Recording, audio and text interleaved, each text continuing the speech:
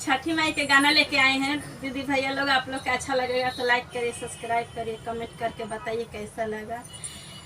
के कर बड़ी बड़ी अखिया, के कर लंबी लंबी केस, के कर बड़ी बड़ी अखिया, के कर लंबी लंबी केस, के कर पिया परदेसिया, कैली छठी के बारात, के कर पिया परदेसिया, कैली छठी के बारात।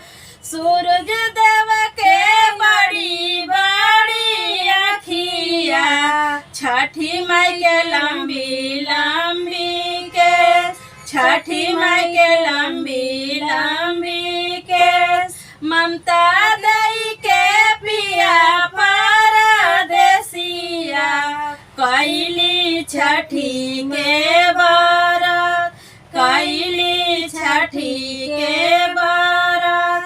के कर बड़ी बड़ी अखिया, के कर लंबी लंबी केस, के कर पिया परदेसिया, कैली छठी के बारात, कैली छठी के बारात। सूरज देव के बड़ी बड़ी अखिया, छठी माई के लंबी लंबी केस, छठी माई के लंबी लंबी केस, ममता दई के पिया परदेसिया, कैली छठी के बारात, कैली छठी के बारात।